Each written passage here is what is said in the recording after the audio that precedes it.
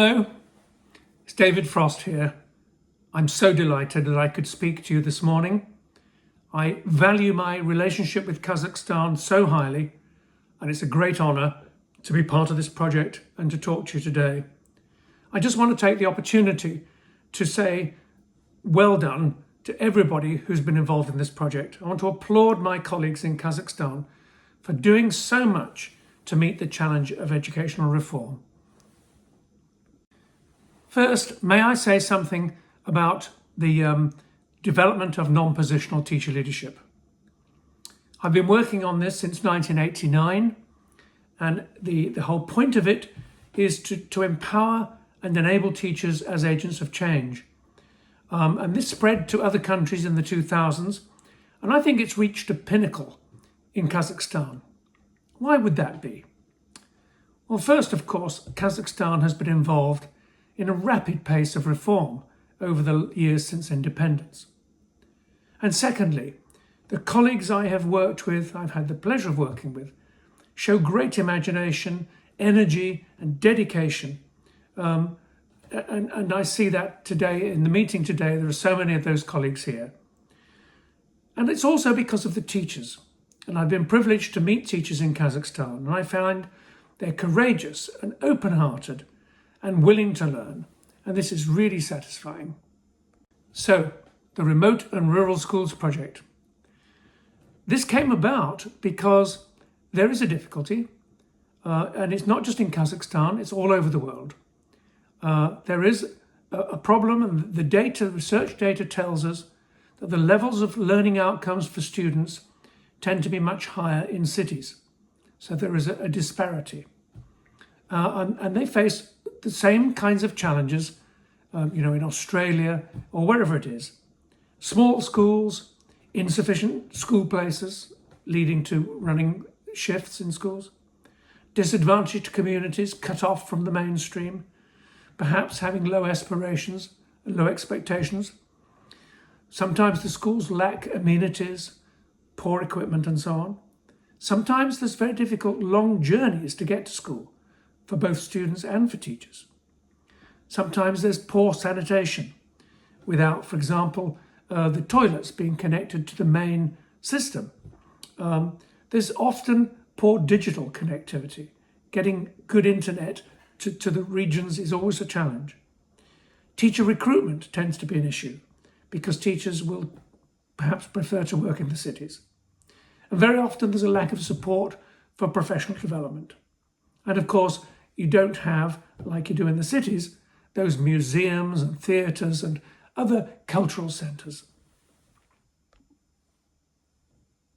So this project adopted the non-positional teacher leadership strategy at the core of the project. It's basically a stance in which we say that teachers, with or without position, status or power, can lead change in their schools if they have the right support. And that support consists of these things. First of all, school principals creating the environment within the school, using transformational leadership strategies to create that environment that teacher leadership can work in. And secondly, school principals appointing a pair of facilitators. We had 2 facilitators in each school in this project, from within the school. Not external people, but people from within the school. Teachers are then invited to participate in a program led by the facilitators. And the facilitators are provided with guidance, workshop tools that enable the teachers to reflect, discuss, and plan their projects. And they do this within this professional learning community. Now, within the right kind of professional learning community, if the facilitators do a good job, they've created a supportive community. It's a safe environment. It allows the teachers to engage in open dialogue and reflection. It's so important that teachers feel that they can say what they want, that they can be honest, they can open up and talk to each other. To be supportive and yet offer each other perhaps a different view.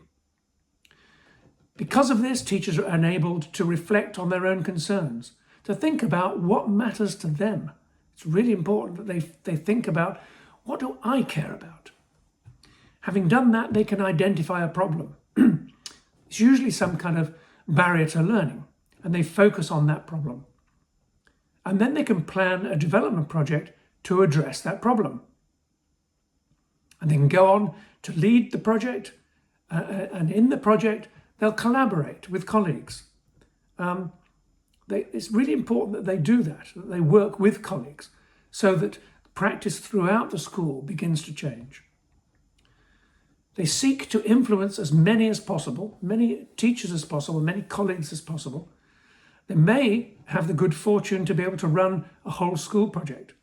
In some cases, it may be just within a subject area and so on. But they seek to have influence. And they document the project in a portfolio of evidence. This is not data in the way that people often talk about it. Piecemeal evidence to show how the project worked. And then they're able to tell the story of the project, to go and share with colleagues in other schools, in network events, conferences, and so on. Really important part of the process. Let me just be clear about what I mean by a development project. I want to emphasize it's not what it's very often assumed to be. It's not about finding a practice or a description of a new practice, perhaps from a different school or a different country even, and then implementing it.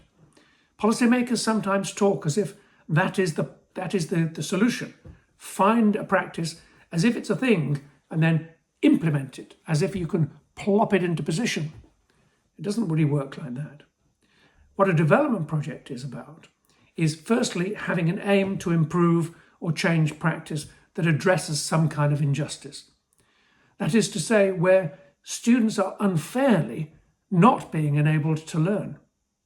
That's an injustice. And the project is planned. It's a collaborative process over time, which the teacher can then plan out in advance. Plans change, of course. That's in the light of experience, plans change. But it's really good to start with a plan. And this takes time. The project would unfold maybe over 12 months, maybe 18 months. Very often it's an academic year. And it'll be built of different kinds of activities. Meetings, perhaps. Trialing new methods in the classroom, perhaps. Different activities that constitute a process. And it involves reviewing practice, looking at practice as it is and saying, we can do better. And then devising new methods and trying them out, refining those methods until they can be shaped up and shared with colleagues and say, look, this is what we've developed. So now we can look back on the project and ask, did it really work? Did we achieve what we hoped to do? And I think the report that will be published soon will demonstrate very clearly that school principals welcomed the project and they did support it. And they did a lot of practical things to enable it to happen. Facilitators were very successful in leading their programs. They benefited from support at the beginning, an induction program, materials and so on. But in the end, they had to learn how to do it by doing it. And they were very successful at learning how to do it. Teachers were empowered to innovate and improve practice. We have many stories of improved teaching approaches that the teachers developed. And very exciting they are too.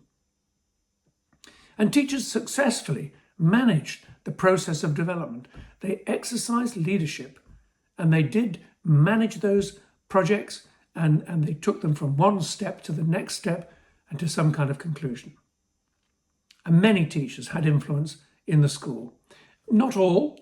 Some teachers were a little modest and tended to work just on their own classrooms, but many, many teachers, perhaps the majority, were able to collaborate with colleagues and spread the influence much wider than their own classrooms. And many teachers, most teachers, I think, shared knowledge through the networking, the conferencing, and so on. And they were influencing colleagues in other schools as well as learning from colleagues in other schools. So this is very much to be welcomed as a success. But the project achieved something additional.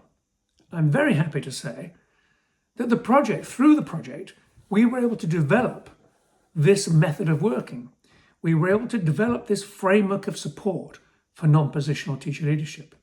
The materials, the workshop tools, the guidance materials, we were able to refine and improve that because of the experience with this project. And these materials have now been published in a number of languages, but including Russian and Kazakh. I'm really thrilled to be able to say that. And here you see an image of the Kazakh version of the non-positional teacher leadership guidance and information, and there's a Russian version. I'm going to show you now how you can find those materials and the book that accompanies this, the publication of these materials. I've just typed non-positional teacher leadership into Google, and this should take me to the non-positional teacher leadership site. It offers me that. So here's the site, here's the home page. You'll see a video of myself explaining non-positional teacher leadership, a guide to the site, a historical account of the development of NPTL, and then the latest publications. If you click on Access Publication, like that, it takes you to the Routledge site where the book is available. Now, of course, you can buy the book, but you can also download it through the open access link for free. But if you scroll down this page, you'll see under the table of contents authors support material. So click on the support material and you'll see here you have the guidebook, the main NPTL information and guidance book there, also in Arabic, Russian and Spanish. And here other documents, and here the actual tools that you need to run a program. So you can play with that. Let me take you back to the site.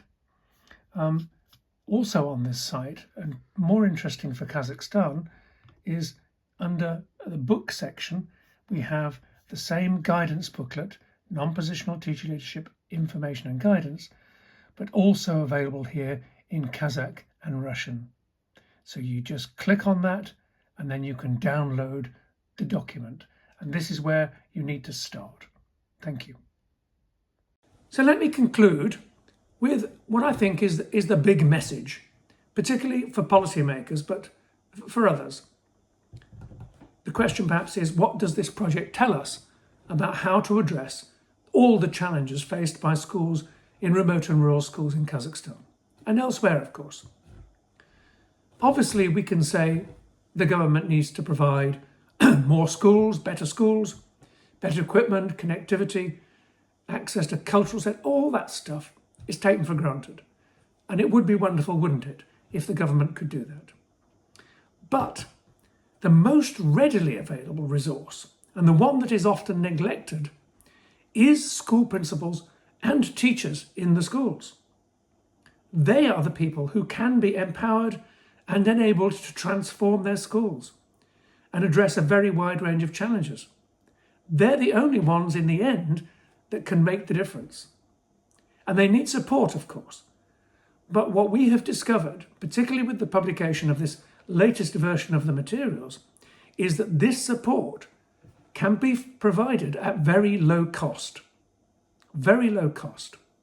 So I would urge policymakers to think about that and to think about ways to enable this to grow in the future. I thank you for your attention this morning, and I hope you have a good meeting.